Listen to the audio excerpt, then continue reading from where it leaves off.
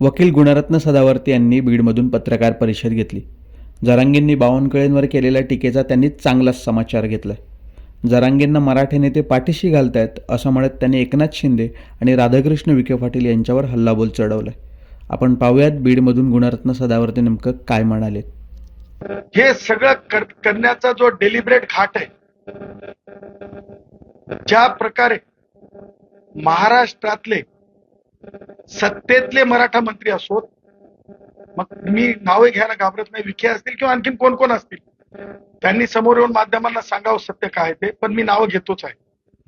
विखे असतील किंवा आणखीन कोणी मराठा मंत्री असतील किंवा उपमुख्यमंत्री एकनाथ शिंदे असतील किंवा सर्व पक्षातले आमदार असतील, माझं स्पष्ट आणि थेट म्हणणं आहे, डंके की चोट पे म्हणणं आहे की जरंगे हा व्हायरस महसूल विभाग जो आहे तो एका तेली सन्माननीय बावनकुळे साहेबांकडे नको, ह्याच्यासाठी ही संघटितपणे ही शब्दांची झोड, हा सामूहिक अपमान, सार्वजनिक अपमान, आईच्या ज्यांना मा जिजाऊ समजली ना, ज्यांना मा रमाई समजली ना, मा अहिल्या देवी होळकर समजेल ना, ज्यांना आई सावित्री आईचं कर्तव्य समजेल ना, त्यांना ते पावित्र्य समजेल की दुधाचं पावित्र्य काय असतं, वैचारिक दुधाचं असो की मातेच्या दुधाचं असो, खिल्ली उडवण्यासाठी नसतंय. हा माणूस ज्या प्रकारे व्यक्त झाला माननीय बावनकुळे साहेबांच्या आईच्या बाबतीमध्ये, याच्या मुखातून म्हणतात, श्रीमुख म्हणतात, याच्या मुखातून शेण गळत होतं, विष्ठा गळत होती असं वाटत होतं. अत्यंत नीच पातळीवर गेलेला हा माणूस, सांगायचं तात्पर्य हे व्हायरस डेव्हलप केला चाललाय. याच्यामध्ये नॉन मराठा महसूल मंत्री नको हा मुख्य उद्देश आहे. आणि हा केवळ तुम्ही म्हणाल की विरोधकांचा आहे का, तर नाही, हे टेंडर मनोज जरंगेला, हे कॉन्ट्रॅक्ट मनोज जरंगेला, ह्या नासक्या विचाराला, ह्या फाटक्या विचाराला, ह्या तुटक्या विचाराला हे देण्यात आलेलं आहे. आणि मग नुसते सन्माननीय बावनकुळे साहेब आहेत का त्याच्यामध्ये तेली समाजाचे म्हणून? माझं कर्तव्य आहे, मला बोलावं लागेल, कारण मी विधान परिषदेची, राज्यसभेची, मंत्रिपदाची झोळी घेऊन भिकारी नाही, किंवा जरंगेच्या लोकांसारखं रेतीचे ट्रॉले चालवण्यासाठी किंवा काहीतरी माझ्यात पडावं पीडब्ल्यूडीचं टेंडर ह्याच्यासाठी माझा जन्म झालेला नाही. माझा जन्म भगवान बाबांचे विचार, माझा जन्म भारतरत्न डॉक्टर बाबासाहेब आंबेडकरांचे विचार पुढे नेण्यासाठी झाला. हा आता नुसतं बावनकुळे साहेब आहेत का, तर नाही. तर हा ठरवून मुख्यमंत्री मोदयांना का बोलतो? ह्याला आतापर्यंत ज्या प्रकारे व्यक्त झाला मुख्यमंत्री मोदयांच्या, का तर जस्ट बिकॉज मायनॉरिटी ब्राह्मण आहेत, ह्या देशामध्ये ब्राह्मणांना जी म्हणजे हे आहे समानता, ती मराठ्यांना आहे, तीच बौद्धांना आहे, तीच वंजाऱ्यांना आहे, आमच्या भावांना, तीच बंजाऱ्यांना आहे, सगळ्यांना समान आहे. मग हा सार्वजनिक अपमान का करतो मुख्यमंत्री मोदयांचा? तर मुख्यमंत्री पदी सुद्धा मला म्हणायचं नाही की त्याच्यामध्ये किती रोल आहे कुणाचा, एकनाथ शिंदे साहेबांचा, सन्माननीय उपमुख्यमंत्री मोदयांचा, परंतु कधीतरी उपमुख्यमंत्री महोदय एकनाथ शिंदे साहेब, मी परत आज या बीडमधून पुनरुच्चार करतो, ठाणे का रिक्षा, ठाणे का रिक्षा, ठाणे का रिक्षा म्हणल्याबरोबर ब्रीच ऑफ प्रिव्हिलेज आलं. परंतु कोणत्या तरी आईचं, तेल्याची आई आहे,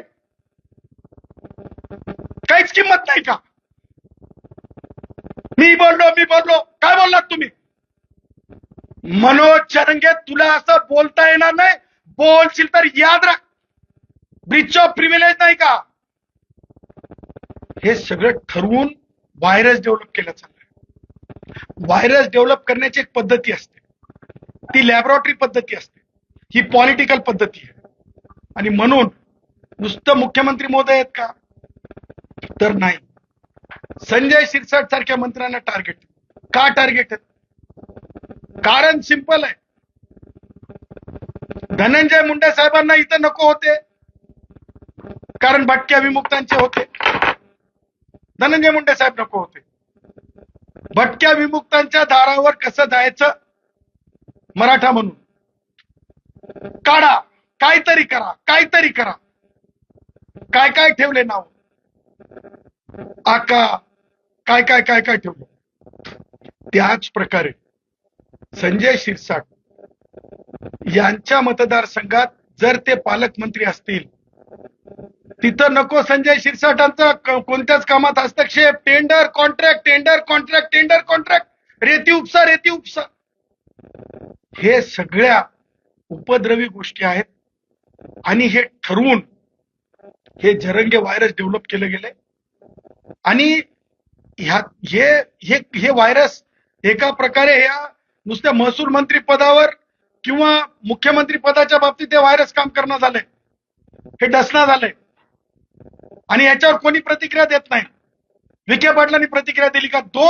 आम्ही विखे पाटलांवर जेव्हा बोललो खड्ड्यावर त्यांच्या मतदारसंघातल्या, त्यावेळेस विखे पाटील आम्हाला काय म्हणतात की तुम्हाला खूप लांब राजकारण करायचंय. जरंगेला मांडीवर घेऊन बसले का? एवढं बाष्कळ बोलल्याच्या नंतर, एवढं घाणेरडं बोलल्याच्या नंतर अरे म्हणतात, अरे तुझ्या काय डोक्यात शेण गेलंय का म्हणतात, तुझ्या डोळ्यात तुझ्या अरे काय माती पडली काय म्हणतात. आमच्या गुराखी साहित्यामध्ये बोलले का विखे पाटील? आम्हाला जशी समज देतात, आम्हाला जशी सूचना करतात, समज काय देतात ते सूचना करतात, तसं जरंगेला बोलले का कडक भाषेत? नाही नाही तसं बोलू नये, नाही नाही तसं बोलू नये. अरे तुम्ही माध्यमांकडे बघताना सुद्धा जरंगेला वाईट वाटेल म्हणून नाही नाही तसं बोलू नये. मी तुम्हाला सांगतो, आजच्या नंतर जे जरंगेला मंत्री मराठा समाजाचा म्हणून डोक्यावर घेत असेल आणि ते व्हायरस डेव्हलप करत असेल, आम्ही ठरवलंय जरंगेनं जर 52 कुळ्या म्हणून जर अपमान केला तर एकनाथ शिंदे म्हणून मी अपमान करेल. ह्याच्यानंतर जरंगेनं जर 52 कुळ्या म्हणला तर एकनाथ्या म्हणून अपमान करेल. या बीडच्या मायभूमीतून सांगत आहे, भगवान बाबाच्या पवित्र विचाराला साक्ष देऊन सांगत आहे. कारण हे व्हायरस किल करण्याची दवा आहे. वॅक्सिनेशन तयार करत आहे मी. मला समजलंय जशा तसं उत्तर दिलं तरच वॅक्सिन आहे या व्हायरसचं. ह्याच्या नंतर 52 कुळ्या जेवढ्या वेळेस ते म्हणाल तेवढ्या वेळेस मी एकनाथ्या म्हणाल, तेवढ्या वेळेस मी एकनाथ्या म्हणाल. कारण हे तुम्ही तयार केले, तुमची जिम्मेदारी आहे याला मॅन करायची, याचा माज उतरायची. ह्याला शेंबूड पुसता येत नाही, छटाक आहे. आणि रिकाट कसा करू शकताय? एक छटाक. उदय सामंत आमचे ब्राह्मणाचे, आम्हाला काही म्हणायचं नाही जातीवर, पण कडक बोलले का? कडक बोलले का? कडक बोलले का? हे सगळं काही ठराविक ठरून आहे.